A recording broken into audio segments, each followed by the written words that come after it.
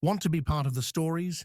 Join my Patreon, and I'll draw you or two characters of your choice as part of the horror universe I create. With exclusive rewards like shoutouts and custom art, you'll directly support the channel while becoming a unique part of the content. Check out the tiers and join the community today.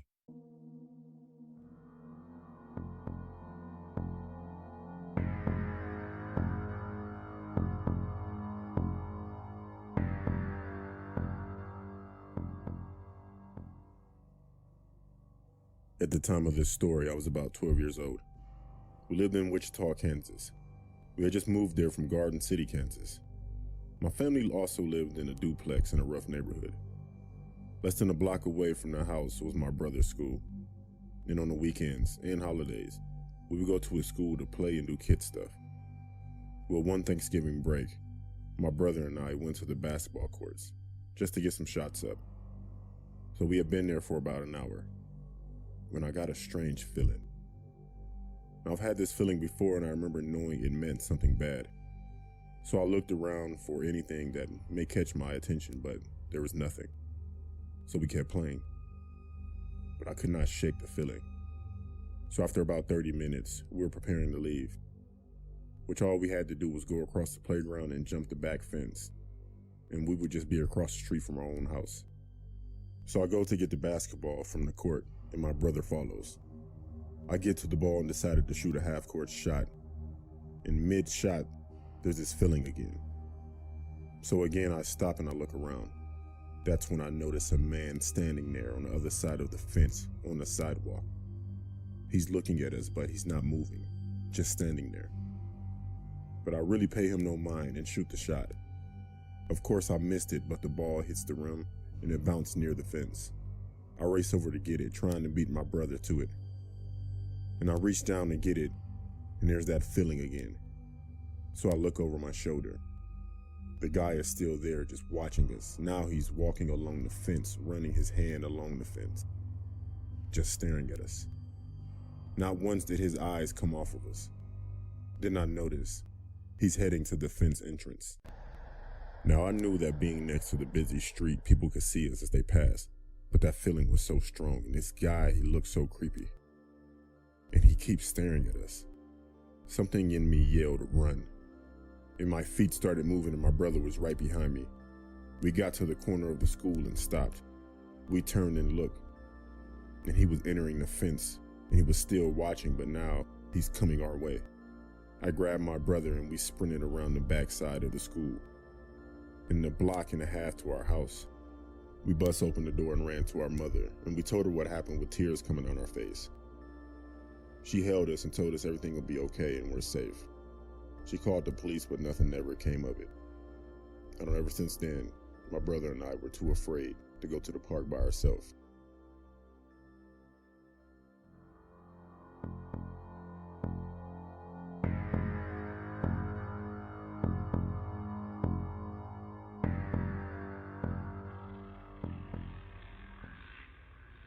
This happened about 3 years ago. I was hanging out with my friends, Austin, Vincent, Charlie, and Bobby, while my parents were gone for the weekend. On Saturday afternoon, me and my friends were hanging out playing Battlefield 1 at Austin's house, chilling and having a good time. A couple hours later, we got bored and had nothing to do. But we went on a walk on a boardwalk, talking about what plans we had for the summer. After we talked about our summer plans, my friend Austin asked if we can go to the abandoned hospital. But I was thinking that wouldn't be a good idea because it might be frightening and scary, but I agreed. Around 5 p.m., we got into my pickup truck and drove there. We got there around 6:30 p.m. and I parked my truck next to the entrance in case anything happens while we're checking the hospital out. When we got inside the hospital, it was a little bit creepy, but the hallways and the other rooms were empty. About 20 minutes later, we heard something that made our hearts drop.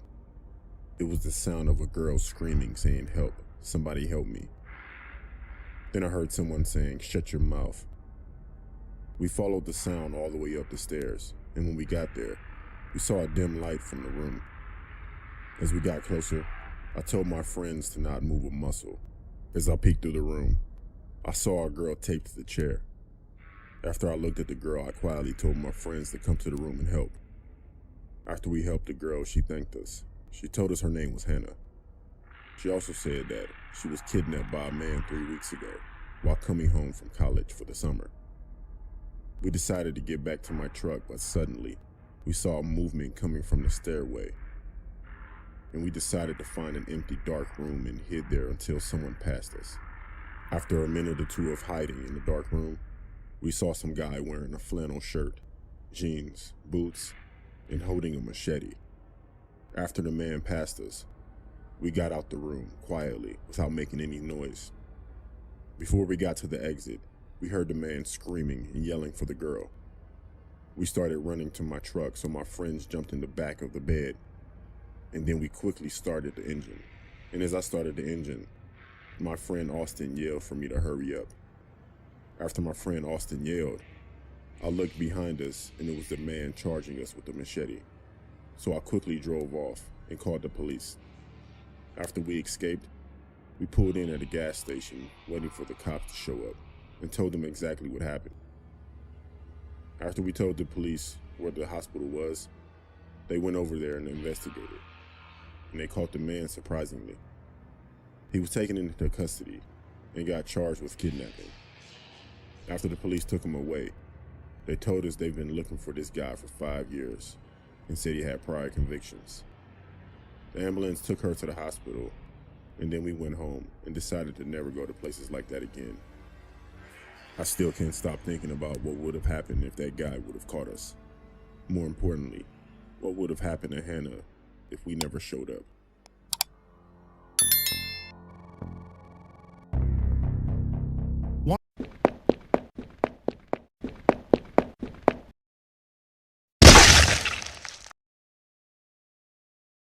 Want to be part of the stories?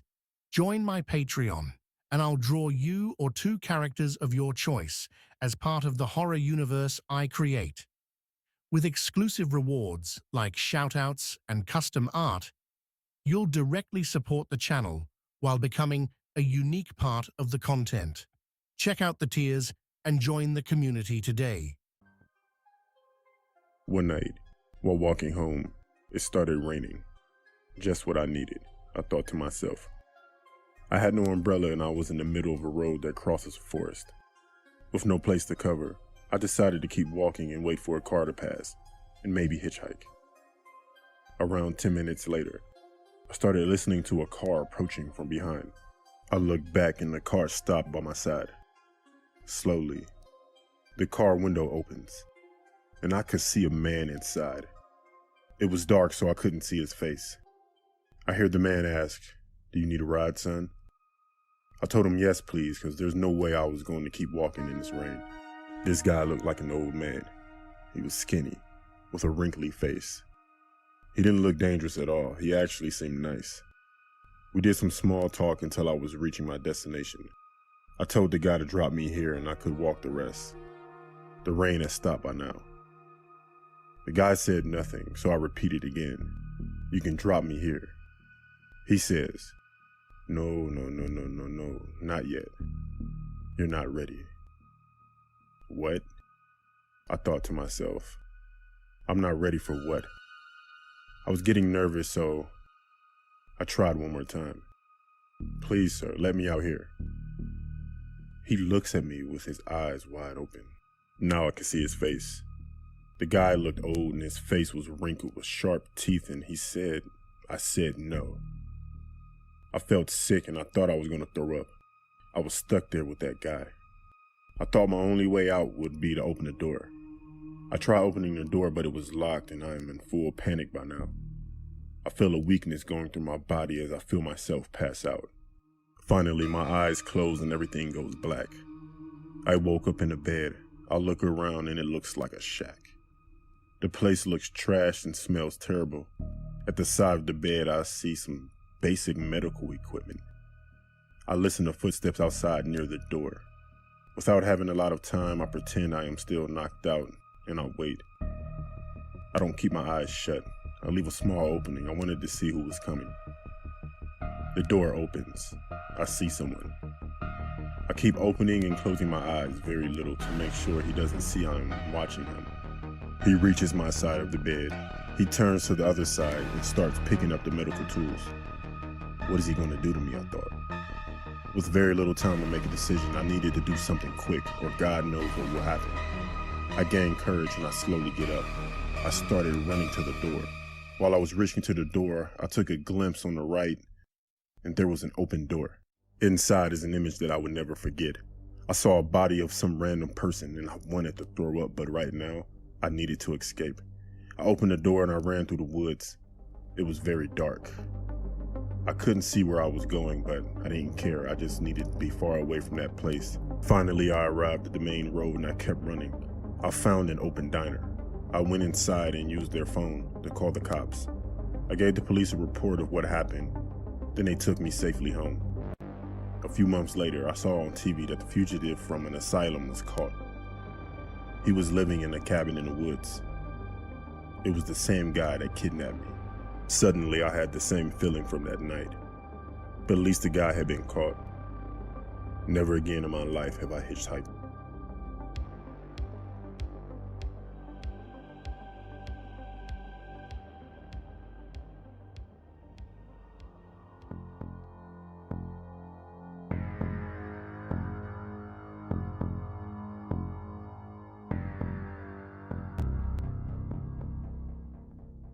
I used to be a huge gamer a few years back as a teen. It kept me in the house away from trouble, but I would always stay home when my family would go out to do usual family things, like go to movies, dinner, and family trips. So spring break one year, my family booked a trip to Disney World. I didn't want to go. My parents didn't argue because I had a bad attitude, and I would usually ruin the trips on purpose with my attitude. I was 17 at the time and loved being by myself. The first 2 days went smooth. My parents left me with some money and stocked the fridge. I stayed in my room majority of the time playing games. Everything didn't stay smooth though. I went to the kitchen to grab food and went back to my room. I became sleepy, so I went to bed. In the middle of the night, I heard the front door being messed with. I went to my door and I opened it. I heard it again. Then the front door opened.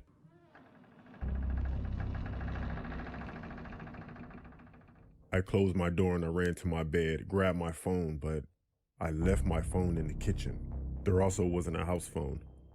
I went to my bed and I panicked. I got under the covers and I heard guys talking. Hey, grab everything valuable. There shouldn't be anyone here. If there is, no witnesses. I was freaking out and I can hear footsteps coming down the hall. They stopped right at my door. I can also hear other footsteps throughout the house going into every room. The guy at my door started yelling out to the other guys. Anyone in the other rooms?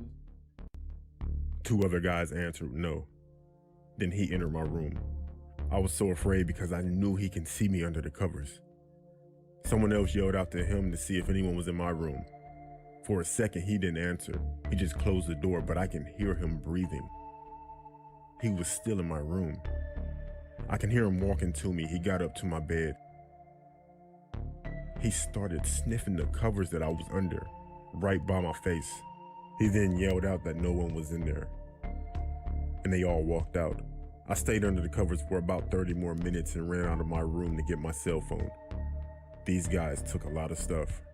I called the cops and my family came back early from Disney World. After that, I went everywhere with my family.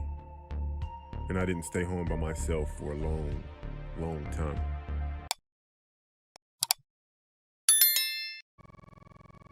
Want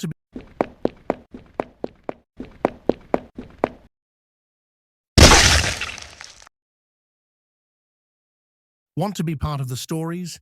Join my Patreon, and I'll draw you or 2 characters of your choice as part of the horror universe I create.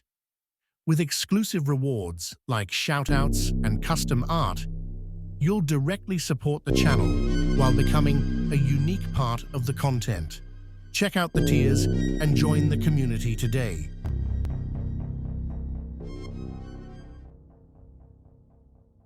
I remember this like it was yesterday.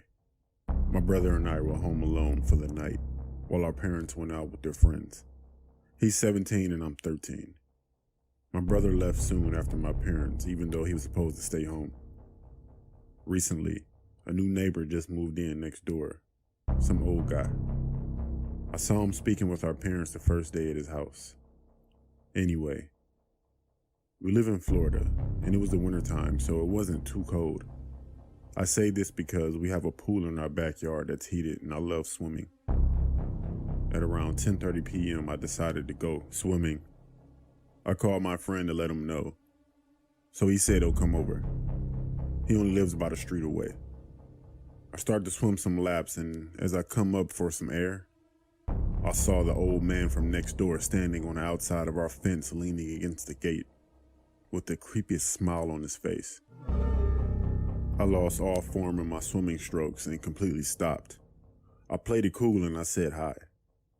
He didn't even say hi, he went straight to, "I noticed that your parents aren't home." I told him that my older brother is, and he then said, "Nah, he's not. I didn't see him when I was watching you through your bedroom window." I didn't say anything. I was just shocked. He opened up the gate and started to speed walk toward me. I began to back up in order to climb out of the pool while yelling help. He was getting closer, then he stopped and looked behind me. My friend was on the other side of the fence running toward us, and also on the phone with the cops. My neighbor ran into his house. The cops came, but the old man denied everything. He didn't know that my friend recorded him before he called the cops. He was arrested and eventually moved away. I don't know what his plan was, but I'm glad my friend showed up. Obviously, my parents were pissed at my brother for leaving when he was supposed to stay at home to watch me. But they were happy I was okay. To this day, I haven't seen that guy since.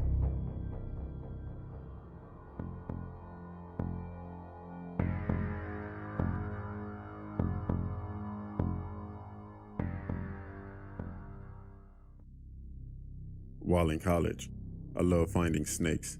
So a friend of mine from the herpetology club, he showed me this road that he would cruise for snakes.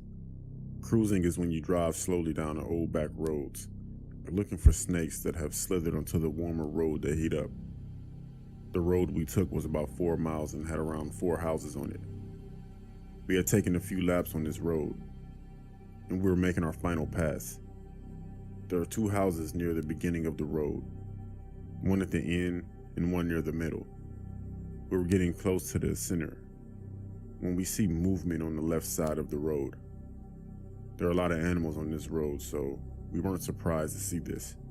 However, what shoots out is this kid, probably around 8 or 9, torn blue jeans and a ripped dark t-shirt. He takes one look at us, and his face is a mix of fear and pain. He looked back really quick from where he had come out of, then booked it across the road. The guy I'm with, he gets out of the car chasing to see if he's all right, and I pull the car up to the point where the boy went into the woods. I'm starting to get out of the car when my friend walks back quickly, and he just says, "Let's go now." We hop in the car and tear out of there. He says there's a graveyard about 10 yards into the woods where the boy had ran, and it was 5 gravestones with the same death date. They all had the same last name, and one was a boy who was 9. We never came back for the rest of the summer to that road. We usually would go out once or twice a week, but not anymore. The next year when my friend had graduated, I took my girlfriend out to that road. We had gone early to try and find different types of snakes, because different snakes tend to move at different times of the day. We got to the house near the graveyard, and there's 3 men doing some yard work. I rolled down the window and I explained what I was doing and asked them about the graveyard. Apparently their dad's brother's family had all died, and their space heater caught on fire around 20 years ago. I kept pushing and asking them about it, and they told me the firemen or whoever does it have found all the bodies in the rubble except for the youngest son, but they assumed he was too far burned. I asked if they had a little brother, and the 6'4", 250-pound man said he was the youngest, When I gave the description of the kid I saw, they all went white. They all have, individually seen the kid I was talking about. And he always runs into the gravesite. I have never been on that road again. Honestly, I have no plans on going back. I'm not too fond of the paranormal.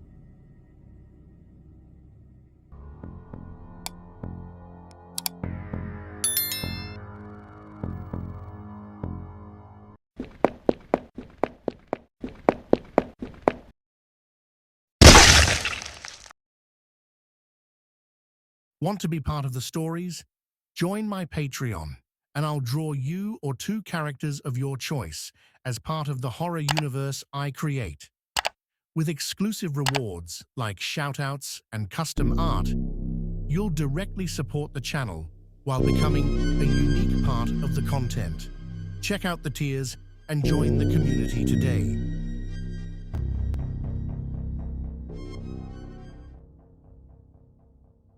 This happened to me about 7 years ago. I worked at KFC through high school and college. I went to college really close to where I grew up, so staying at the same work location was very easy for me. One day I went to work at 4:30 and had to work the drive through half of my shift due to someone calling off. It seemed like a regular day until we were getting ready to close. At around 10:50 p.m., this guy walked in and stood by the front register. He looked weird, as if he just came from a costume party. I let him know that when he's ready to order, just tell me, as I'm cleaning due to us closing in 10 minutes. He told me that he wasn't ordering and wanted to know what time we closed. I told him 11 p.m. and he left. I'd noticed that he got inside a van that has been sitting in the parking lot for hours. I thought it was weird but continued to clean up. There were a few of us still on shift. Again, everything seemed regular that night. I grabbed the trash and went outside toward the dumpster. As I approached the dumpster, I noticed someone trying to hide in the shadows behind the dumpster. I stopped immediately, and I tried to squint in order to get a better look. Then whoever that was behind the dumpster moved back so I wouldn't be able to see their shoes anymore. But they didn't know I already saw them. I turned around immediately and went back inside. I told my manager he went to the door with one of my coworkers to get a better look. They couldn't see anyone, so they went outside to check it out and left me inside by myself. I felt safe while they were outside. I went to the cash register at the drive-thru to cash out for the night. Then on my left, I swear I saw the man from earlier in the window.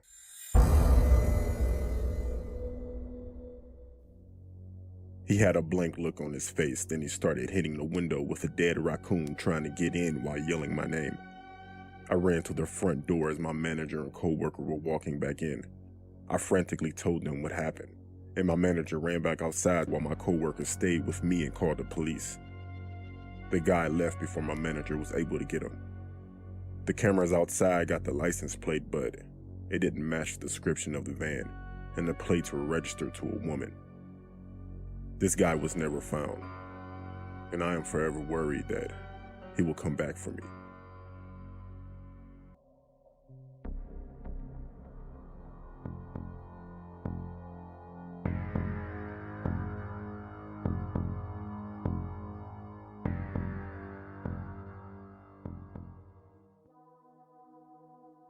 I was at home late one night and decided to walk my dog as we usually went for a daily walk.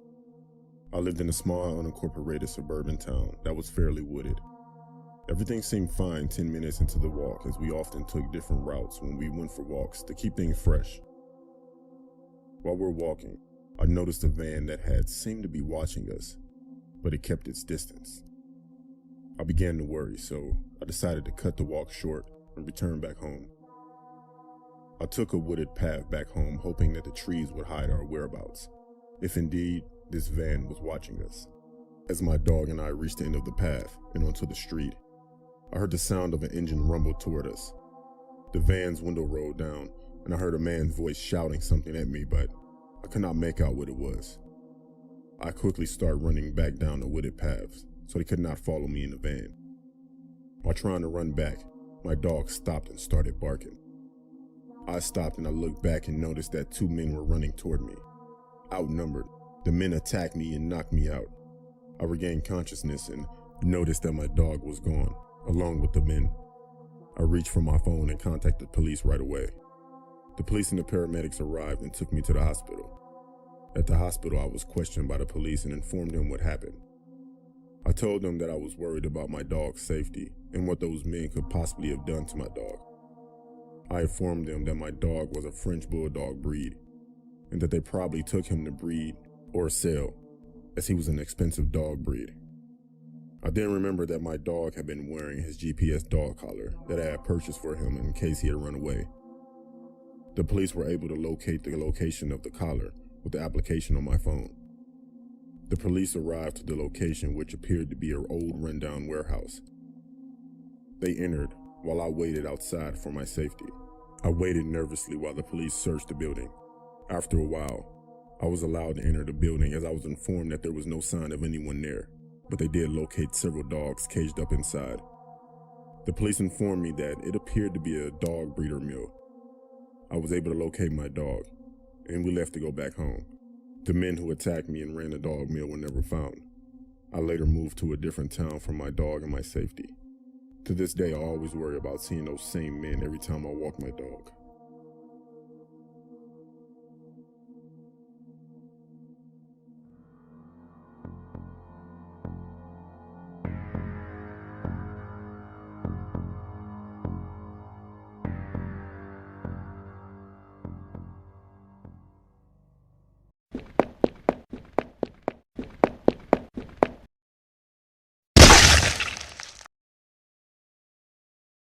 Want to be part of the stories?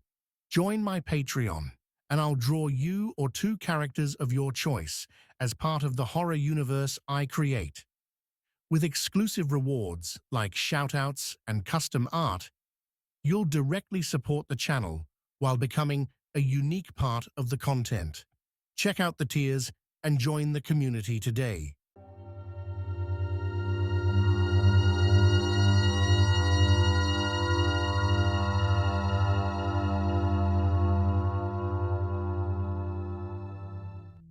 This event happened in late 2004. It was my senior year in high school and I couldn't wait to graduate. I went to a high school called Winston Prep, which is located in Union Square area in New York City. It is a special education school that goes from 6th to 12th grade. At an early age, I was diagnosed with severe ADHD and OCD. Some others had Asperger's and autism, excluding severe autism. I would mostly talk to people who were like me because we could understand social cues and be more normal than others. My school never went by grades, rather by disability, and we would have the same learning classes with the same exact people. I would mostly get along with everyone in my class. Everyone in my class was pretty friendly and acted normal, but there was this one guy who was really messed up in the head. His name was Quentin. I always saw him as a weird kid because he didn't have that many friends, and he would always stare at people, which included me. Besides that, I didn't really have a problem with him because he was a pretty chill dude, as I thought he was, and I could actually have a conversation with him. There was this one day when my history teacher was talking about the 2004 presidential election because it was coming up, and George W. Bush was running again for president for the Republican Party. And I'm not trying to stereotype politics here, but Republicans aren't that strict when it comes to gun laws. Anyways, the teacher asked the whole class, who do you want to win for president? George W. Bush for the Republican Party or John Kerry for the Democratic Party? When it was Quentin's turn, he said he wanted Bush to win. He gave his reasons, but his main reason is the gun laws. He said everyone should protect themselves if they're armed with guns.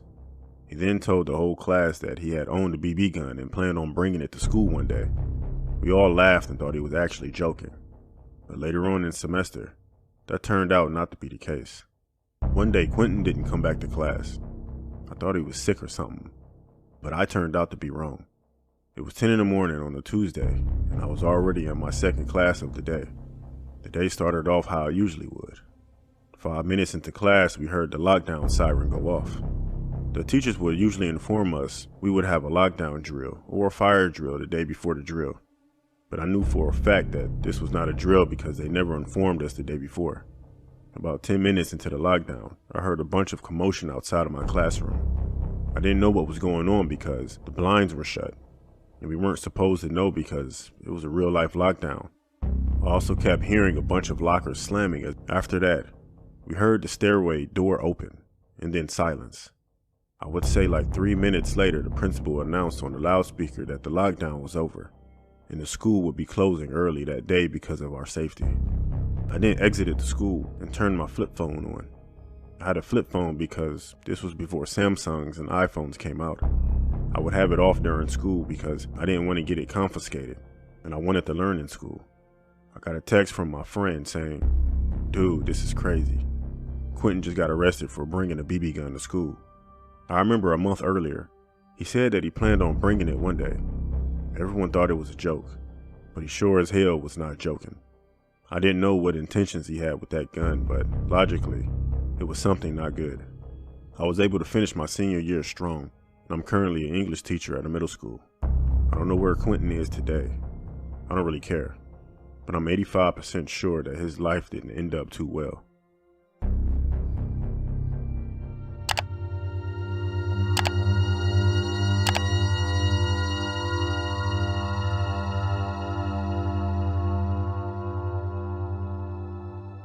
I used to work as a waitress from 1990 to 1991 as a part-time job while I was completing my associate degree in business. Although I made friends at my job, I didn't really like it because I was only getting paid $7.25 an hour. Every day went the same exact way, except one day would stick with me until the day I vanished from this earth. I was working one night and I saw a dusty couple along with a teenage girl enter the restaurant. I sat them down at the table. As they all sat down, the girl accidentally pushed her fork off the table. I picked it up for her, and as she took it from me, she grabbed my hand pretty firm while taking the fork from me. I didn't think too much of it at first, and just continued my shift. I came by near the table again when I was on my way to grab someone's food, and the girl again dropped her fork. I thought it must have been a coincidence, and I gave it back to her, and she took the fork again from me, and also squeezed my hand again. Though this time, it was more firm. I walked by their table 2 more times, and both times, she would also drop her fork. And both times, I picked it up for her. And she would squeeze my hand both times, but after every squeeze, it felt tighter and tighter each time as she did it. Now I knew she was doing it intentionally. Something had to have been wrong, but it was hard to tell at that very moment. Not too much later, they eventually finished their meals, and all 3 of them had left the restaurant. I went over to their table to clean it, and as I picked up the plate, I saw that there was a napkin under the plate, and it had words on it, and it said, "Help me, call the police." My mind was now racing with dark thoughts. Was this girl kidnapped? Was she trying to escape her captors? Who were those people that she was with? It was so hard to process what was going on. The whole week I thought about this girl. I felt so bad for not realizing the situation she was actually in. It kept hitting me like a bullet. The more I thought about her, I made a very disturbing resemblance. That girl, she looked so familiar. That's when I connected the dots. I recognized this girl to be a missing person for years now. It had to be none other than Antoinette Cadito. Her whole face and body physique matched her description. Every night before I go to bed, I always remember that encounter. I kept feeling like I was the worst person in the world. I should have picked up on her hints that she was in trouble. I could have ended her suffering of being kidnapped, and I could have helped return her to her loved ones. Antoinette's mother, Penny, had died in 1999 due to cardiac and liver issues. Now that I think about this case more, I strongly believe that her mother had something to do with her disappearance. She had to have sold her daughter. Every interview, she didn't look concerned with her daughter being abducted and held against her will. I feel sick to my stomach every time I think about this. It is still unknown where Antoinette is as of today. This mystery has never been solved. Although law enforcement officials and I believe she is deceased, she is still listed as a missing person. I just really hope that wherever Antoinette is today, that she has found peace, and I hope that she is no longer living a life of pain.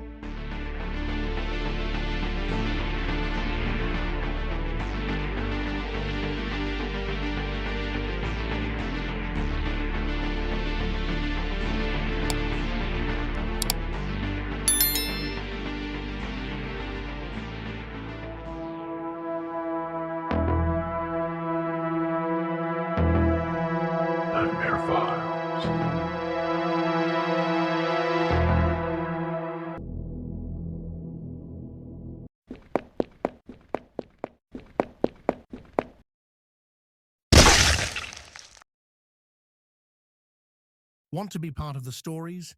Join my Patreon, and I'll draw you or two characters of your choice as part of the horror universe I create. With exclusive rewards like shoutouts and custom art, you'll directly support the channel while becoming a unique part of the content. Check out the tiers and join the community. In December of 2006, I was 15 years old at the time. I had an extreme fear of the dark.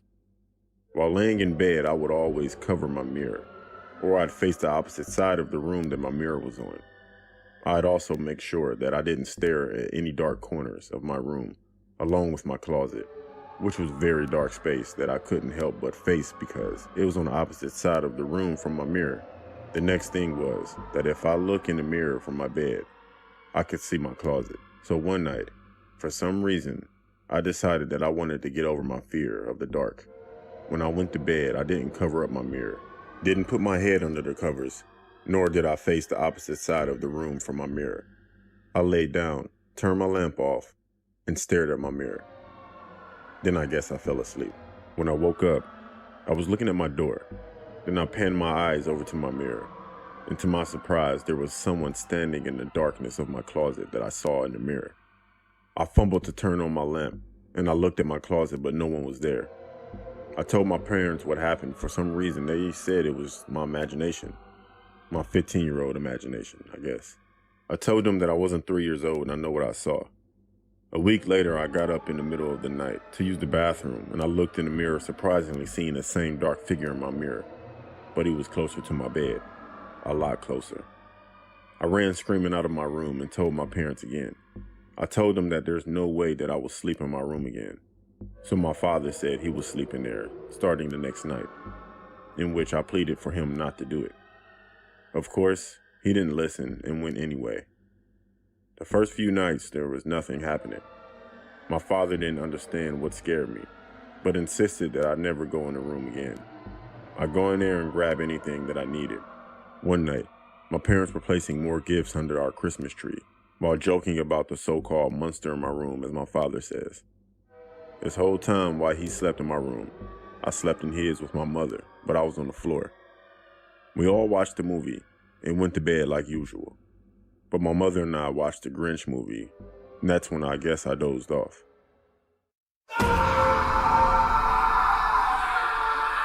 My mother and I were startled hearing my father scream like that. We both ran into my room. My father was grabbing his left arm and the left side of his chest area. At the same time, he was pointing at the mirror with a startled look. My mother screamed for me to call 911, in which I ran to another room to call. When I came back, my mother was crying uncontrollably and my father wasn't moving anymore. His eyes were wide open, in the direction of the mirror, just stuck on it. My father passed away from a massive heart attack. After that night, my uncles and grandparents helped us move out because we didn't want to stay there anymore. My grandfather found a journal on the nightstand next to my bed. I never put it there. My mother looked at it and said it was my father's handwriting. What we didn't know was that my father kept a log for every night that he slept in my room. He mentioned that he saw someone in the mirror, and every night he would get closer to the point that the dark figure was standing over the bed. He just didn't tell anyone because he didn't want to scare us. I really don't know what to think, honestly. Is this my fault that he's dead? I know our Christmas that year was not joyful as we wanted it to be.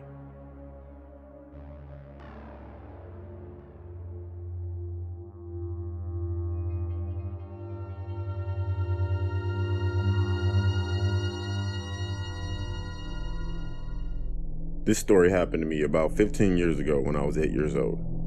Whenever she could, my mom would take me and my brothers to Blockbuster to rent out a movie for the weekend. This one Thursday, we went to Blockbuster.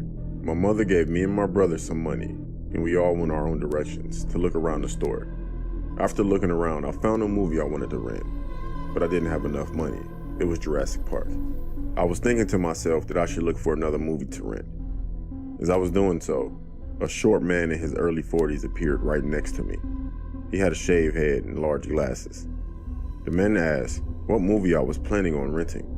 I told him Jurassic Park, but I didn't have enough money. The man put his hand on my shoulder and said, "I'm sure your mom will be happy to help you out with a little extra money." The man then looked around the store and said, "Where is your mom anyway?" I told the man she was looking for movies with my brothers, but I didn't know where she was. The man then got down on one knee, put his left hand behind my neck, and looked behind him and said in a very low voice, "I have all the Jurassic Park movies, and if you want, you can go with me and I'll let you do anything you want to me. Watch the movies for free." I told the man I didn't think it was a good idea, as my mom would be mad if I wandered off. He pointed through the window to an old car and said, "You see, that's my car. The movies are in there. It would only take a moment." At that point, the man grabbed my hand and led me outside the store. When we got to his car, he opened up the trunk and said the movies are in there, and I needed to get in and find them. Then he got in the car and started it. I didn't get in the man's car, but I asked him where the movies were. The man then told me to get in, but in an aggressive manner. When I told the man I was just going to go back, he got out of the car and started approaching quickly. At that point, my mom came out of the store and called my name. As soon as she came out, the man got in his car and drove off in a rush. After answering all my mom's questions and I told her what happened, she then told the people who worked in the store, and they called the police. The police got back to us in a few days and told us that they identified the man through his license plate after looking on security cameras. The man was arrested and had previously been arrested in the past for attempted kidnapping. Now I'm an adult and look back.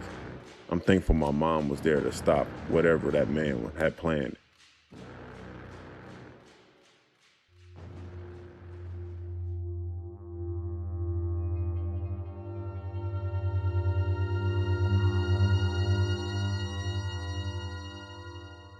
When I was younger, I used to work in a Blockbuster, mostly on the evenings and nights. I never had any eventful or unusual experience while working there, except for one night. I think it was a slow evening on a Monday. A bearded man in his 50s came in the store. He was wearing a winter hat, a black leather coat, and dirty dark jeans and boots. He approached the counter, where I was working, and emptied a plastic bag he was carrying. He put on the counter a couple of video games and some DVDs. The man told me he wanted to trade them in for cash. I could smell alcohol on his breath, and he appeared to be a bit drunk. After scanning all the items, I told the man what I could offer him. The man looked at me with a very angry and annoyed expression. He said, "Is that it?" I apologized to the man. The man then said he was expecting about $200. I don't know where he came up with that number, but I said to the man this is all that they were worth, and how much he could get for them. Without saying anything, the man aggressively grabbed his DVDs and games and put them back in his bag. He left the store while swearing under his breath. When I finished my shift later that night, I went to my car in the parking lot, and for whatever reason, my car wouldn't start. I thought I would take the bus home and deal with my car the next day. The bus arrived, and as I was getting on, I saw the same man from earlier. We made eye contact, and I'm pretty sure he recognized me. The whole bus ride, I could feel that man watching me. I was afraid to turn around. I didn't want the man to know I knew he was looking at me. My stop was approaching, and I stood up to get ready to leave the bus.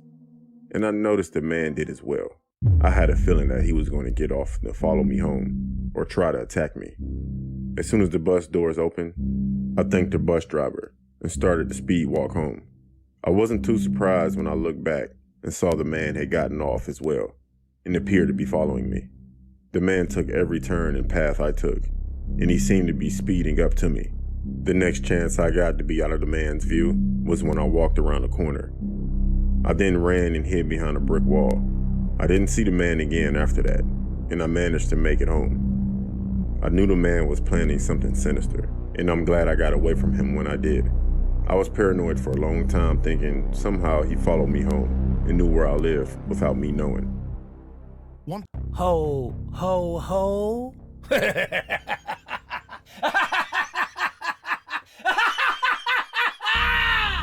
Want to be part of the stories? Join my Patreon, and I'll draw you or two characters of your choice as part of the horror universe I create. With exclusive rewards like shoutouts and custom art, you'll directly support the channel while becoming a unique part of the content. Check out the tiers and join the community today.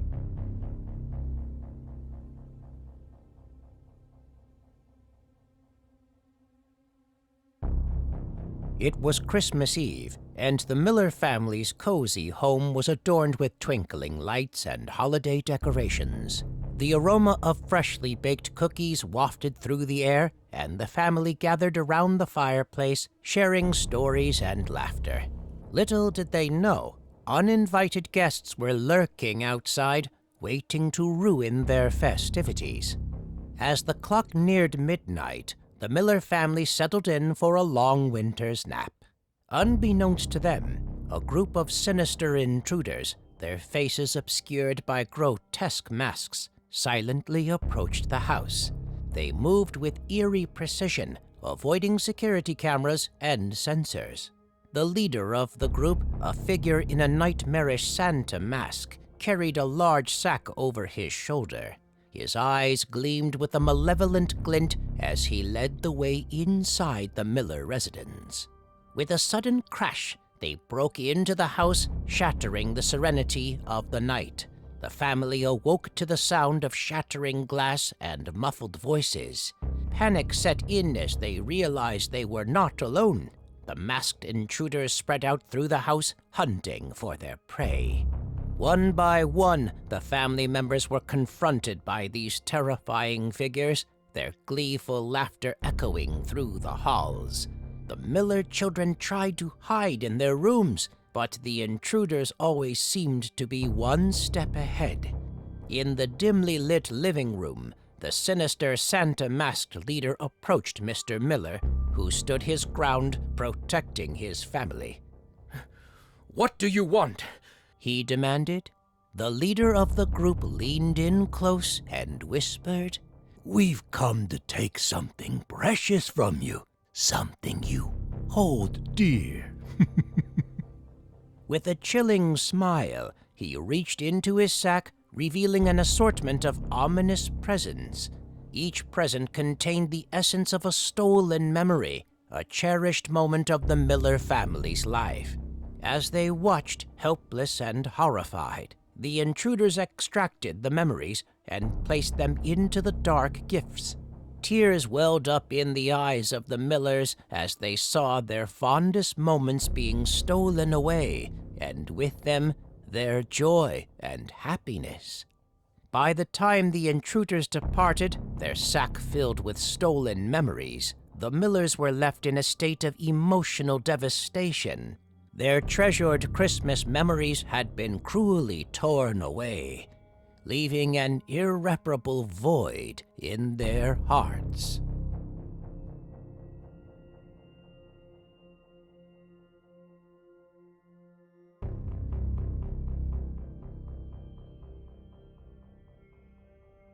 The Andersons were known for their extravagant Christmas celebrations. This year, they had planned a grand party at their lavish mansion, inviting friends and family from all over. But as the guests gathered in the opulent halls, they soon discovered that this Christmas would be unlike any other. As the evening unfolded, the guests reveled in the splendor of the mansion. The Christmas tree was adorned with glistening ornaments, and the tables were piled high with sumptuous dishes. Laughter and cheer filled the air as they celebrated the holiday season. But as the clock struck midnight, the mansion plunged into darkness. Panic swept through the crowd as they searched for the source of the power outage. Suddenly, the room was bathed in an eerie blood-red light, revealing a chilling sight. The Anderson family, dressed in crimson robes, stood at the center of the room. Their eyes were vacant, their faces contorted with an unnatural serenity. In their hands, they held daggers, each gleaming with sinister intent. Before anyone could react, the Andersons began a haunting chant, their voices resonating with a dark power.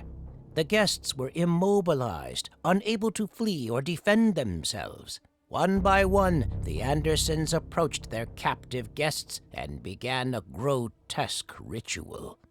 In a surreal and horrifying sequence of events, the guests were absorbed into the crimson light, disappearing without a trace. Their voices echoed in the dark chamber, pleading for mercy, but their pleas went unanswered. As the last guest vanished into the abyss, the crimson light faded, and the Andersons returned to their senses. They gazed upon the empty room, realizing the terrible price they had paid for their dark ritual.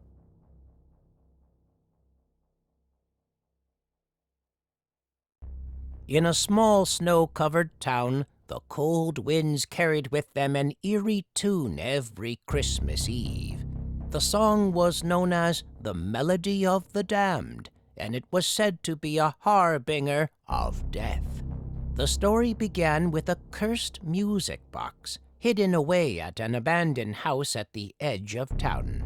Decades ago, a composer had crafted the box to play a haunting melody, one that would ensnare the souls of those who heard it. On one fateful Christmas, a group of curious teenagers decided to explore the long-forgotten house. Ignoring the warnings of their parents, they ventured inside. As they entered the dark cobweb-covered room, they discovered the music box. Intrigued, one of the teenagers wound up the box, and the haunting melody began to play. The air grew frigid, and shadows danced on the walls. The friends realized too late that they were trapped in a malevolent enchantment. The melody compelled them to dance in macabre and increasingly frenzied movements, their bodies contorting unnaturally. With each passing moment, their strength waned, and the room's chilling atmosphere grew more oppressive.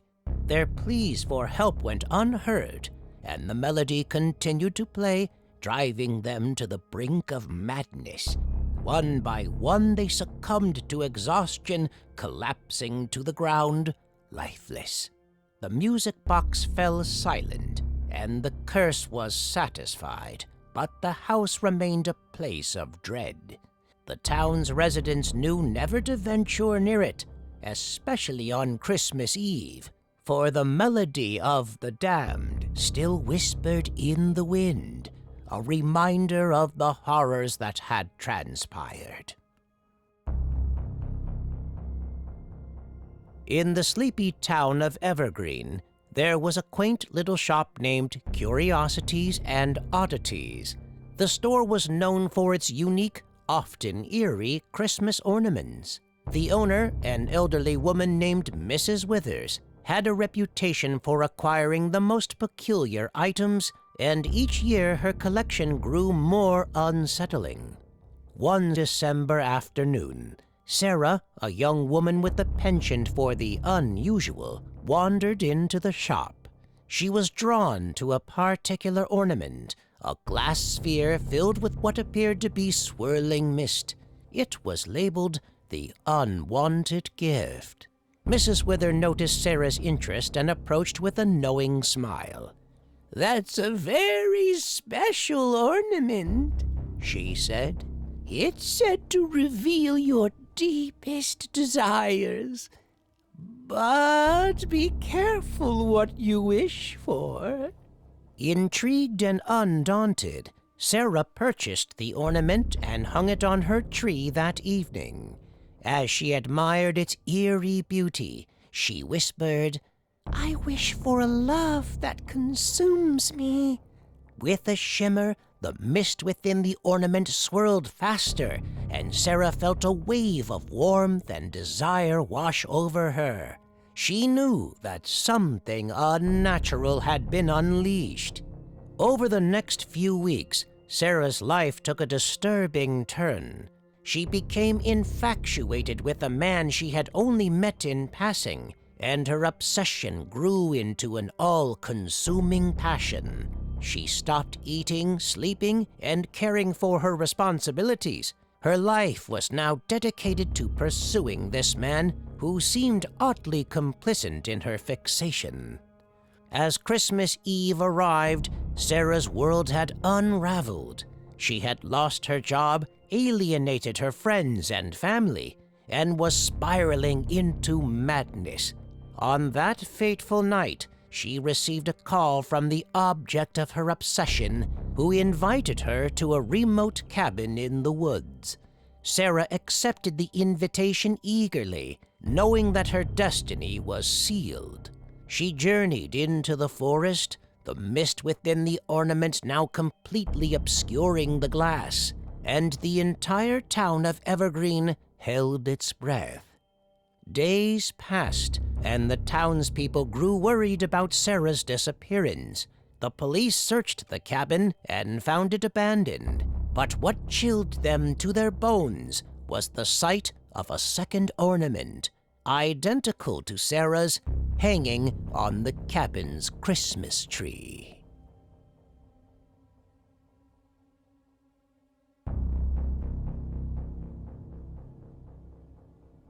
The Mason family had a peculiar tradition they upheld every Christmas Eve, a gift exchange with a mysterious stranger they had never met. The tradition was passed down through generations, and it was said that whoever partook in this exchange would receive a gift that fulfilled their darkest desire. This Christmas Eve, the Masons gathered in their old home. The fire crackled in the hearth, and the room was adorned with festive decorations. The anticipation was palpable as they prepared for the arrival of the enigmatic guest. At the stroke of midnight, a knock resounded at the door. The atmosphere grew heavy, and the family exchanged uneasy glances. Mr. Mason, the patriarch, went to answer the door. There stood a stranger, shrouded in a tattered cloak, with piercing eyes that seemed to see straight into their souls. Without a word, the stranger handed Mr. Mason a gift wrapped in dark ornate paper. The family exchanged nervous glances as they gathered around to open the package. When the gift was unveiled, gasps filled the room. It was a book filled with names, dates, and sinister illustrations. The book seemed to throb with malevolence, and they quickly realized that each name within was one of their own. The stranger's voice cut through the silence, a chilling whisper. "Each of you has been granted a dark desire this Christmas Eve. In exchange, I require a name to be added to the book. Choose wisely." Terror swept through the family as they grappled with their innermost desires. The temptation of their darkest wishes was overwhelming. One by one, they succumbed to their desires and whispered a name to the stranger. With each name added, the book seemed to absorb a piece of their humanity. The sinister atmosphere in the room deepened, and the stranger's presence grew more menacing.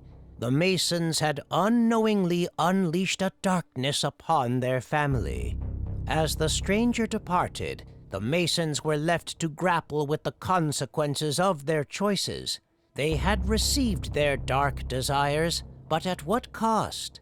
The room grew cold, and the malevolent book now bore their names. Their once joyous Christmas had become a nightmarish exchange that would haunt them forever.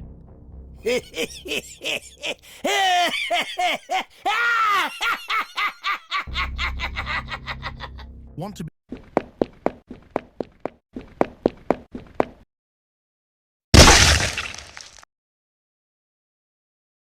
to be part of the stories? Join my Patreon, and I'll draw you or two characters of your choice as part of the horror universe I create.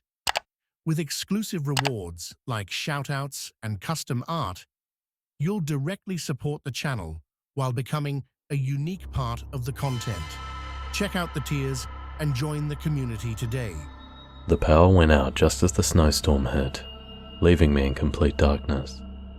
I had been expecting it. The weather report had been warning of the storm for days, but I wasn't prepared for how eerie it would feel to be alone in my house, with no lights, no heat, and the snow piling up outside. I bundled up in layers of blankets and sat by the window, watching the snow fall in thick sheets, covering everything in a blanket of white.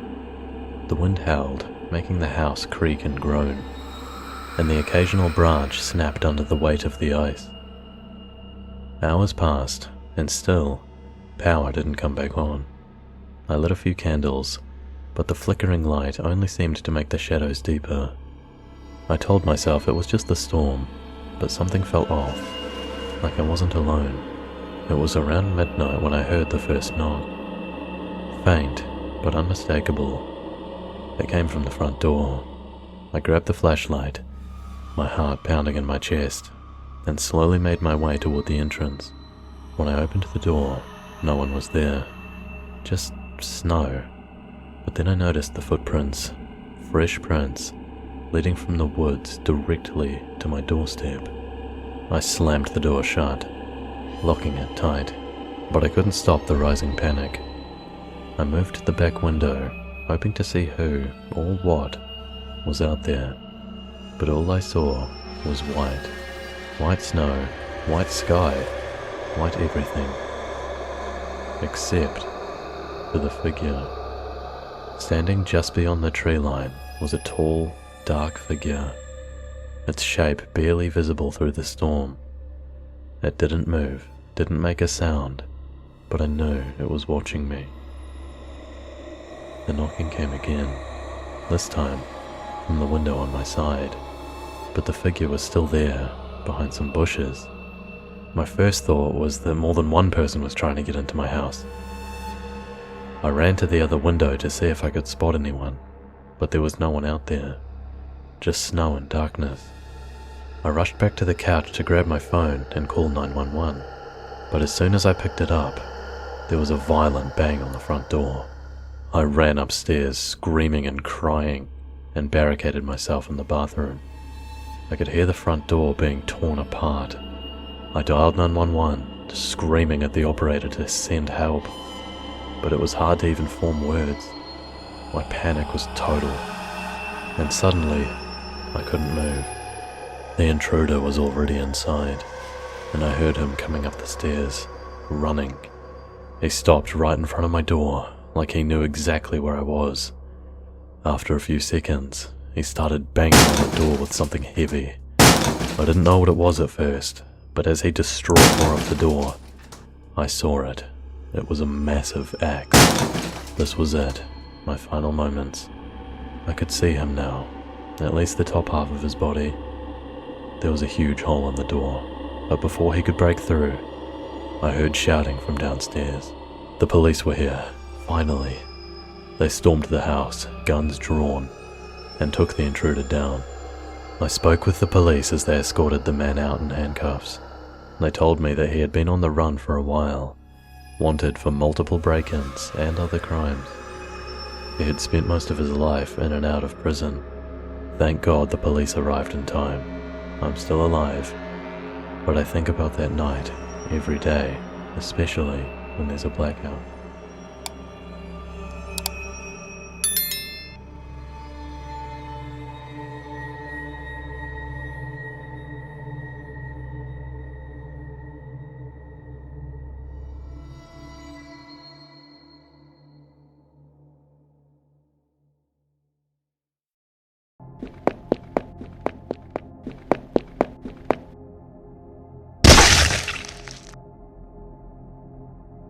Want to be part of the stories?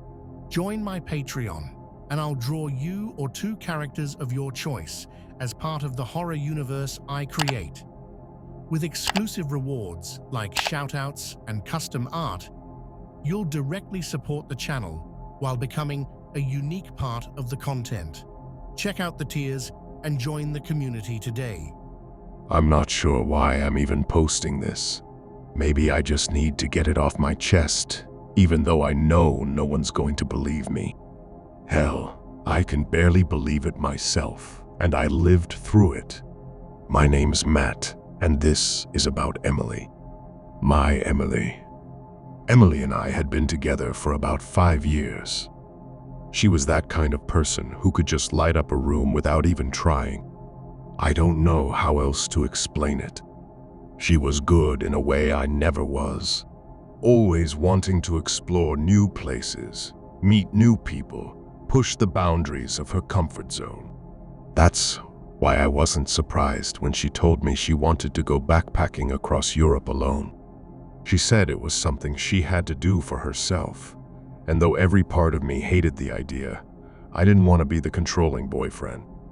So, I let her go. We stayed in touch as much as possible at first, texts, photos, calls. She'd send me pictures of these breathtaking landscapes, ancient buildings, and markets where she'd bargain for little trinkets. I'd joke that she should buy one for our future place, and she'd laugh, saying we'd need more than a shelf for all the memories she was making. But after a while, the messages slowed down. The calls became less frequent. At first, I didn't think much of it. She was traveling, meeting new people, and probably just caught up in the experience. But then, there was nothing. 3 days of complete silence. I sent her message after message. Nothing. I called her. It would just ring and ring. I went to the police, but they brushed me off. She's probably just out of range, they said, or she might have lost her phone. They didn't understand. Emily wasn't like that. She'd never just disappear without telling me. I started to panic, and that's when I made the worst decision of my life. I couldn't stand just sitting around doing nothing, waiting for the police to take it seriously. So, I started looking into things myself. I stayed up late every night, scrolling through forums, trying to find anyone who had heard or seen anything about her. I reached out to every travel blog she had ever mentioned, messaged people who had been in the same areas, but it was like she'd vanished into thin air. That's when I found it. The dark web. I didn't go there looking for help. I just wanted something to take my mind off the growing dread inside me. I'd read about it before, this secret part of the internet where people could find all kinds of messed up stuff. Drugs, hitmen, black market organ sales. I didn't care about any of that. I just needed to not think about Emily for a while. I wish I had never found it. I wish I had stayed far away. I can't even remember how I stumbled on the link. It was buried in some forum I was mindlessly scrolling through, just trying to distract myself from the nightmare my life had become. It was titled The Necklace. Something about it made me click. I don't know why. Maybe it was just morbid curiosity. Maybe deep down, I was looking for a way to punish myself for failing to protect Emily. When the page loaded, I felt my stomach drop. It was a live stream. Grainy, dark, but I could make out enough. There was a woman tied to a chair in the middle of the screen. At first, I didn't recognize her. The lighting was bad, and she was slumped over, her hair a mess, covering her face. But then she lifted her head. I froze. I couldn't breathe, couldn't think. My entire world shattered in that moment. Emily, my Emily, was alive, but she looked so scared, so broken. Her eyes were wide with terror, darting around like she was expecting something horrible to happen at any second. She tried to scream, but her voice was muffled, and then I saw why. The collar. It wasn't just any collar. It was a thin, razor-sharp wire that glistened under the dim light, wrapping so tightly around her neck that it had already begun to cut into her skin. Blood trickled in thin lines down her throat, soaking into the collar of her shirt, a small but constant stream, as if her life was slowly draining away. The screen flickered, and a masked man appeared beside her. His grin was clear beneath the mask's shadows, his whole body radiating with cruel excitement. He walked slowly around Emily, like he was inspecting a prize animal, his fingers lightly tracing the wire. I wanted to reach through the screen and tear him apart, but all I could do was watch as he stood there, making sure the tension in the wire was just right. "This is the game," he said, his voice a distorted mechanical growl that made my skin crawl. "Welcome to the necklace. The rules are simple. For every donation, the collar tightens. The more you pay, the closer she comes to losing her life. Let's see how generous our audience can be, shall we?" Before I could even blink, the first donation came in.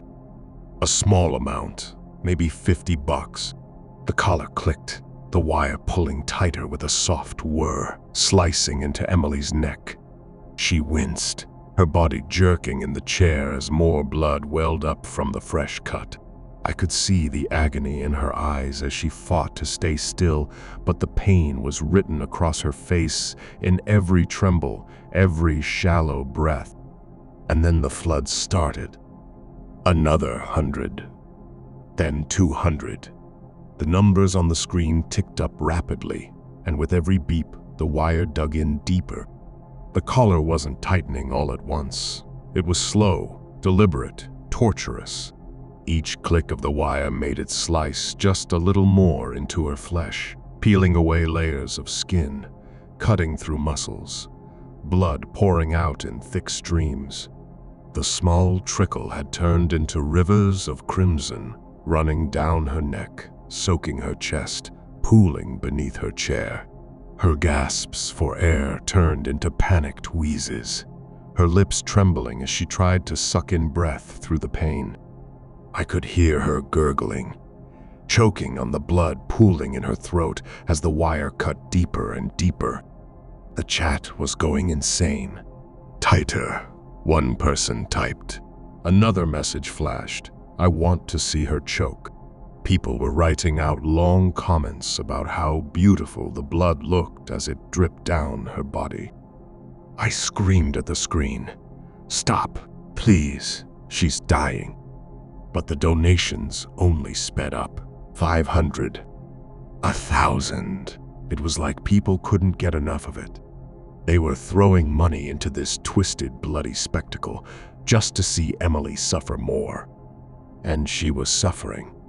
God, was she suffering? Each donation came with its own fresh horror. The collar would click, tighten, and then there'd be a slight delay before the next twist. It was like the wire was savoring its task, sinking into her slowly, methodically, inch by agonizing inch. By now, the skin on her neck had peeled back so far that you could see the raw red flesh beneath, glistening with blood. Tendons and muscle fibers strained under the pressure, fraying like a rope being pulled apart one strand at a time. Her screams, when she could still make them, were hoarse and broken, muffled by the blood and the wire's chokehold. But the worst part was her eyes. They were locked on the camera, wide and pleading. She knew I was watching. She knew there was nothing I could do to stop it. At one point, I saw her lips move. She tried to say my name, but nothing came out but a bubbling gasp. The collar had crushed her windpipe, her breath barely a ragged whisper now. Her whole body convulsed in the chair, jerking violently as the blood loss started to take its toll, her skin growing pale and clammy. Then, a message appeared on the screen, $5,000 to see her finished. I'll never forget the way the masked man's head snapped toward the camera, his eyes lighting up like a predator who'd finally cornered its prey. He walked slowly around her again, fingers dancing along the wire as it buzzed and tightened once more. Emily's body jerked hard in the chair, her back arching as the wire dug even deeper, now cutting into the muscles around her throat. I could see the white glint of bone beneath the blood. her vertebrae exposed as the wire cut through the remaining tendons. And then the final donation came in. It was massive, tens of thousands. I heard the collar snap as it pulled one last time, tightening so fast that her head jerked forward, her neck snapping with a loud crack. Blood sprayed across the screen in a gruesome arc, splattering the camera, turning the entire feed into a blurry crimson mess. The chat went wild, donations flooding in faster than ever, people cheering, laughing, asking for more. But all I could see was Emily slumped forward in the chair, her body limp, her head hanging by the thinnest thread of skin. Her once beautiful face was drenched in blood, her eyes dull and lifeless, staring at nothing. The screen flickered, and everything went dark. I sat there, shaking, unable to process what I had just seen. My mind was racing, my heart pounding, but I couldn't move. The world around me felt distant, unreal, like I was trapped in some horrible nightmare I couldn't wake up from. And then, just when I thought it was over, a final message appeared on the screen. You can still keep her forever. For a price. That's where it ends. I can't even describe what I'm feeling right now. Emily's gone, and it's my fault. I should have done more. I should have found her before she got wrapped up in that hell. Now, every night, I hear the clicks. The sound of the collar tightening, the wire cutting through her neck, the sickening cheer of the crowd. I'm scared to turn on my computer again. Because what if? What if that offer is still there?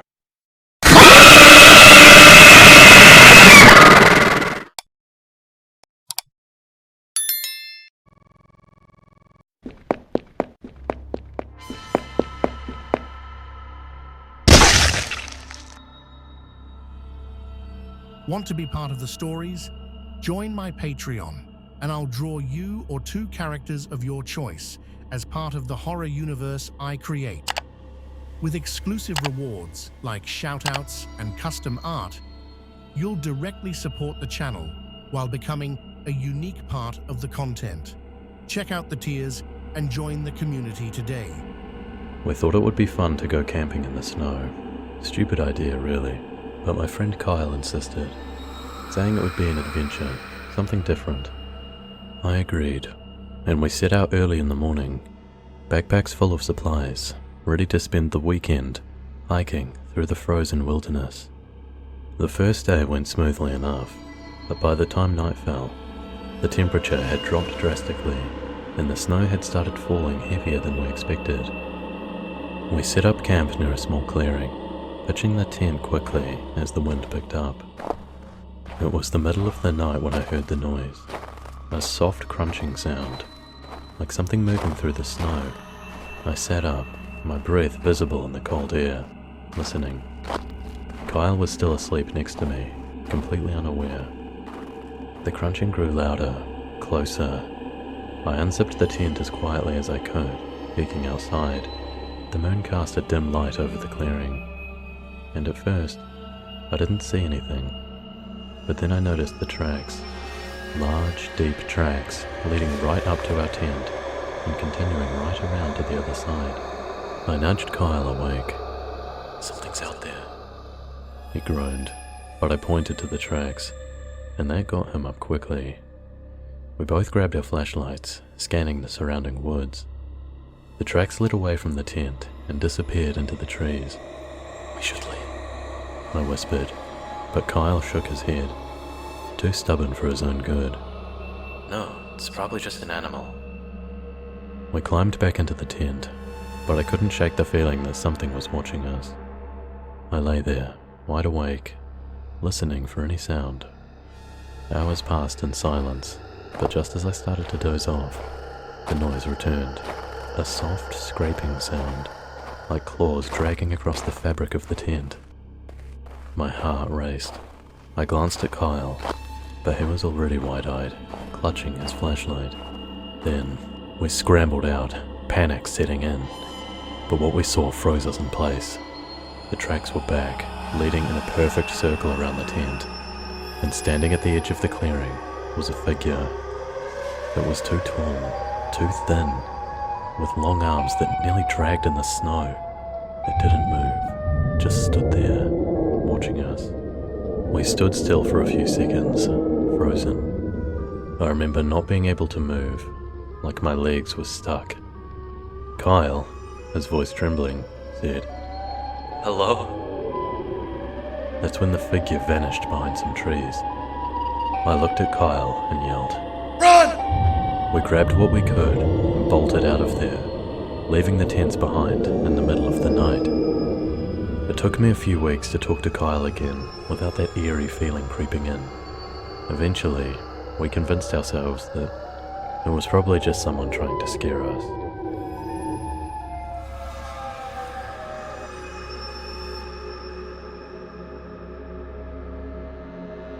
I'm not sure why I'm even posting this. Maybe I just need to get it off my chest, even though I know no one's going to believe me.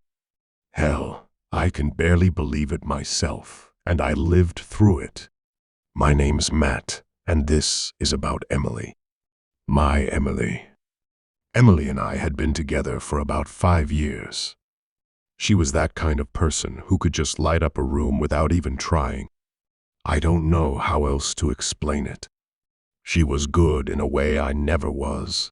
Always wanting to explore new places, meet new people, push the boundaries of her comfort zone. That's why I wasn't surprised when she told me she wanted to go backpacking across Europe alone.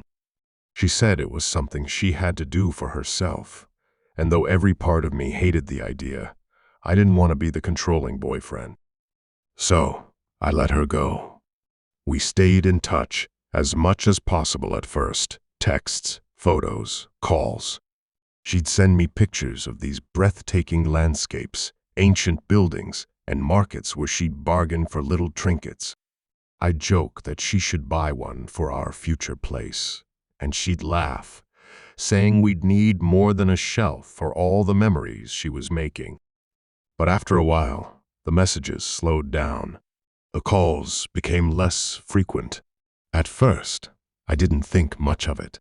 She was traveling, meeting new people, and probably just caught up in the experience. But then, there was nothing. 3 days of complete silence. I sent her message after message. Nothing. I called her. It would just ring and ring. I went to the police, but they brushed me off. She's probably just out of range, they said, or she might have lost her phone. They didn't understand. Emily wasn't like that. She'd never just disappear without telling me.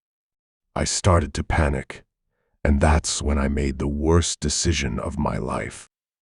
I couldn't stand just sitting around doing nothing, waiting for the police to take it seriously. So, I started looking into things myself. I stayed up late every night, scrolling through forums, trying to find anyone who had heard or seen anything about her. I reached out to every travel blog she had ever mentioned, messaged people who had been in the same areas, but it was like she'd vanished into thin air.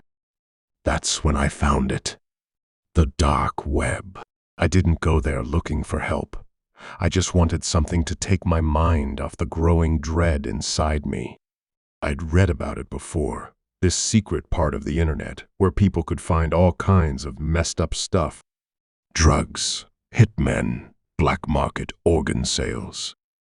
I didn't care about any of that. I just needed to not think about Emily for a while. I wish I had never found it. I wish I had stayed far away. I can't even remember how I stumbled on the link.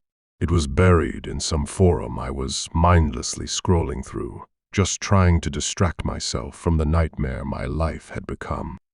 It was titled The Necklace. Something about it made me click. I don't know why. Maybe it was just morbid curiosity. Maybe deep down, I was looking for a way to punish myself for failing to protect Emily. When the page loaded, I felt my stomach drop. It was a live stream. Grainy, dark, but I could make out enough.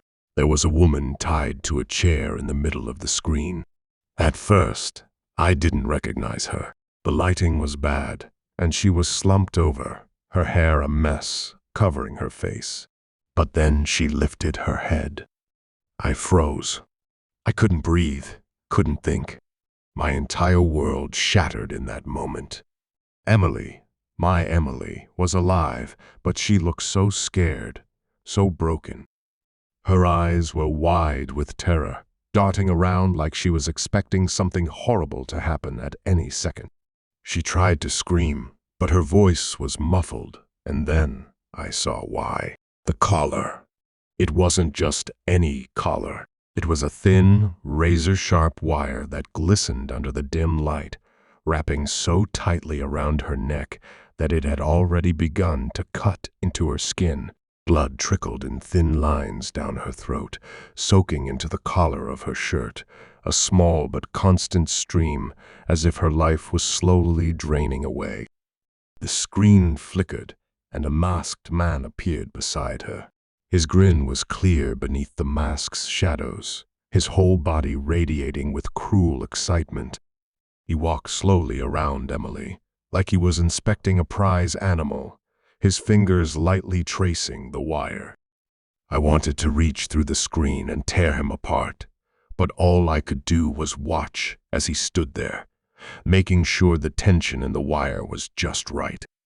"This is the game," he said, his voice a distorted mechanical growl that made my skin crawl. "Welcome to the necklace. The rules are simple. For every donation, the collar tightens. The more you pay, the closer she comes to losing her life. Let's see how generous our audience can be, shall we?" Before I could even blink, the first donation came in. A small amount, maybe $50. The collar clicked, the wire pulling tighter with a soft whir, slicing into Emily's neck. She winced, her body jerking in the chair as more blood welled up from the fresh cut. I could see the agony in her eyes as she fought to stay still, but the pain was written across her face in every tremble, every shallow breath. And then the flood started. Another 100. Then 200. The numbers on the screen ticked up rapidly, and with every beep, the wire dug in deeper. The collar wasn't tightening all at once. It was slow, deliberate, torturous.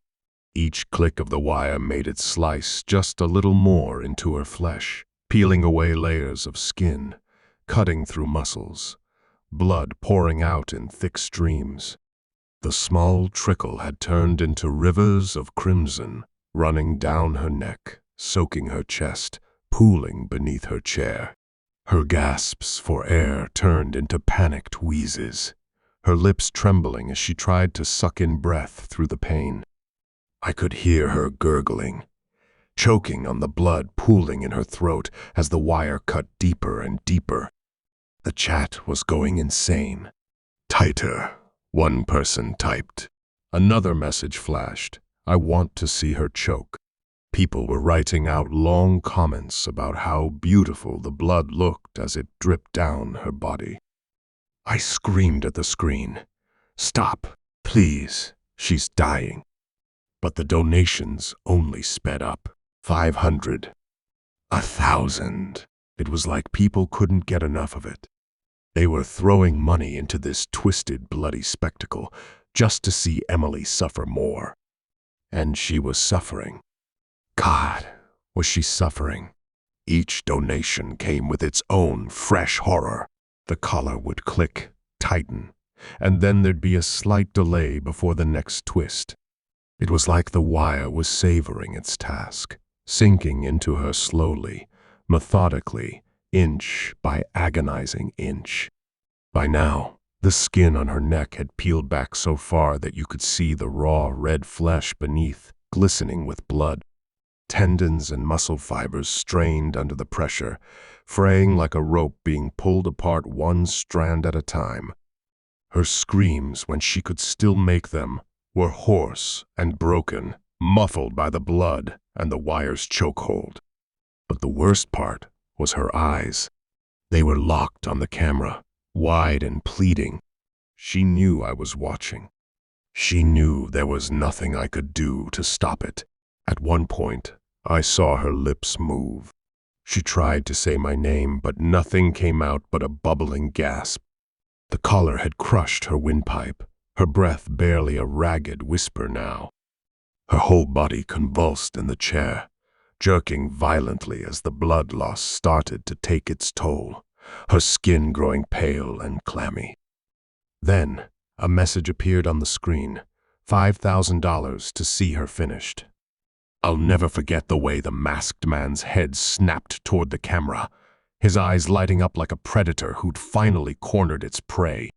He walked slowly around her again, fingers dancing along the wire as it buzzed and tightened once more. Emily's body jerked hard in the chair, her back arching as the wire dug even deeper, now cutting into the muscles around her throat. I could see the white glint of bone beneath the blood, her vertebrae exposed as the wire cut through the remaining tendons. And then the final donation came in. It was massive, tens of thousands.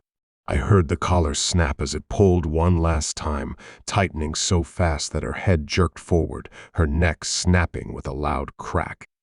Blood sprayed across the screen in a gruesome arc, splattering the camera, turning the entire feed into a blurry crimson mess. The chat went wild, donations flooding in faster than ever, people cheering, laughing, asking for more. But all I could see was Emily slumped forward in the chair, her body limp, her head hanging by the thinnest thread of skin. Her once beautiful face was drenched in blood, her eyes dull and lifeless, staring at nothing. The screen flickered, and everything went dark. I sat there, shaking, unable to process what I had just seen. My mind was racing, my heart pounding, but I couldn't move. The world around me felt distant, unreal, like I was trapped in some horrible nightmare I couldn't wake up from.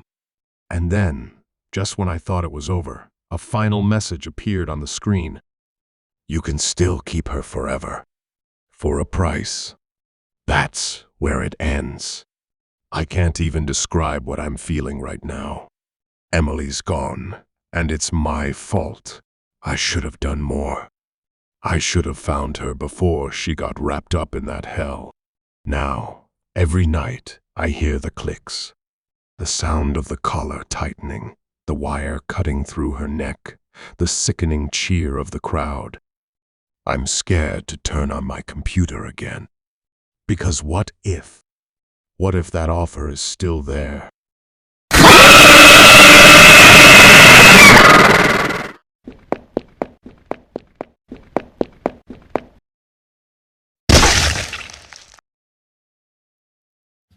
Want to be part of the stories? Join my Patreon, and I'll draw you or two characters of your choice as part of the horror universe I create. With exclusive rewards like shoutouts and custom art, you'll directly support the channel while becoming a unique part of the content. Check out the tiers and join the community today. My name is Patrick Beverly. Before I went pro in basketball, I used to do some crazy things like selling drugs to different people. I only did it because me and my mother were poor, and we wanted to make it out of the hood, which we did eventually. We lived in a rough neighborhood in Chicago, in a one-bedroom apartment. My mother worked 3 jobs getting paid on a minimum wage. That is how poor we were. My aunt and cousins would sometimes take turns watching me as an infant. As I was getting older, my mom would date a bunch of drug dealer boyfriends. This inspired me to sell drugs. In August of 2008, I met up with my homeboy named Donovan. I sold him some dope and smoked it with him. I don't remember how high I got, but I do remember that I went off the rails that time. After finishing that deal, I went home in my white Dodge Magnum. I was really driving under the influence. It was a huge mistake that I made. While I was driving, I felt like I was on another planet, and I approached an intersection. There were no cars in front of me. I thought the light said green, but in reality it was red. As I was crossing the intersection running a red light, I collided with another vehicle. My car flipped 3 times. I wasn't wearing seatbelts and the windows were down. My mindset was now coming back to real life slowly. I don't even know how I even survived the crash. I was able to climb out of the car without a scratch. I heard someone call out my name in front of me. As my eyes were still adjusting from all the weed that I smoked, I saw a guy standing outside next to my car with the hazards on. He said that he had my phone after it flew out in my car. I said to him to call the ambulance. I said it loudly, as I was still trying to catch my breath. I remember the EMT arriving and I told them my story. They were amazed at how I was still alive. I later on healed from that trauma, but I suffered an emotional scar that has not healed to this day. A few weeks after the car accident, something even more tragic happened. I was driving a new affordable car, and Donovan was in the car with me. We were just shooting dice at the corner of a street. We were now driving to a park. We hung out for a little while, and then I decided to go back to my grandmother's place. I kept insisting for him to come with me, but he told me that he'll meet up with me later. I just left by myself, leaving him behind. This will be the biggest failure I've ever had in my life. Not too long ago, after driving off, I got a call from a nearby hospital, and I was told that Donovan had been shot multiple times and had died. I was at a loss for words. My brother-like figure had just died, and he was the closest person to me in the world. I then told his mom, and she even started to cry. She sounded like a baby, honestly. She told me to pick her up, and that we'll go to the hospital together. We got to the hospital, and we had to identify Donovan because he wasn't carrying any ID at the time. I should have never brought him over there in the first place. I didn't know what I was thinking.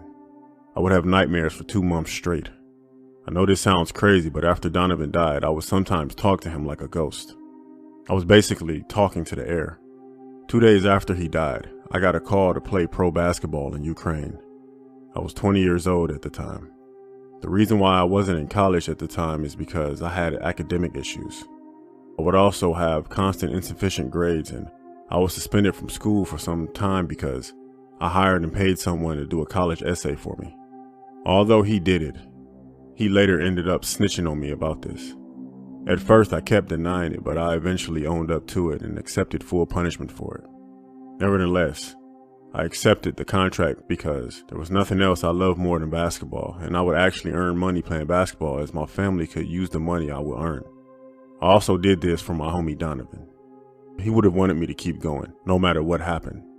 I know how proud he is of me in heaven, after all the accomplishments of making the NBA, and having some accolades along with it, which included getting 3 All-NBA defensive teams. I love you, Donovan, and this story is for you. I'll see you soon, and we'll reunite in heaven, but I still have a long way to go.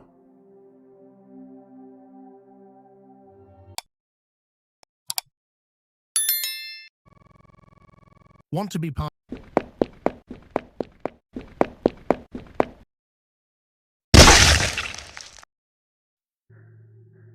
Want to be part of the stories? Join my Patreon, and I'll draw you or 2 characters of your choice as part of the horror universe I create. With exclusive rewards like shoutouts and custom art, you'll directly support the channel while becoming a unique part of the content. Check out the tiers and join the community today.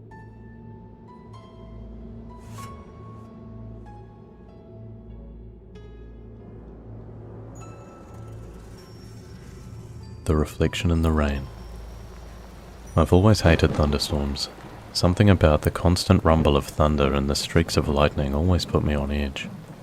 That night, the rain pounded against the windows like 1,000 tiny fists, and the power had gone out, leaving me alone in the dark house. Just me and the rain. I lit a few candles and tried to distract myself with my phone, but the storm was relentless. The wind howled outside, and the old house creaked with every gust. I was already on edge when I heard the first knock. A soft tapping sound, like something brushing against the window. I got up, cautiously walking toward the living room window. The rain blurred the glass, but in the flash of lightning, I saw it, my reflection. except it wasn't moving the way I was. I froze, staring at the reflection that was staring back at me. It tilted its head, smiling slightly, while I stood still, too terrified to move. The knock came again, this time louder. It wasn't coming from the window anymore, it was coming from inside the house. I spun around, heart racing. I grabbed the nearest object, a fireplace poker, and walked through the house, checking every room. Nothing. No one. But the feeling didn't leave. It felt like eyes were on me, watching my every move. Then the front door rattled. A sudden, hard shake, like someone was trying to force it open. I rushed to the door, heart pounding in my chest. Who's there? I yelled, gripping the poker tighter. No answer. Just the rain pounding down, louder than ever, and the door creaking slightly, as if someone was pressing against it. I took a deep breath and peeked through the peephole. Nothing. No one on the porch. But the knocking started again. This time, it was slow and deliberate, from just behind me. The reflection in the window. It wasn't my reflection anymore.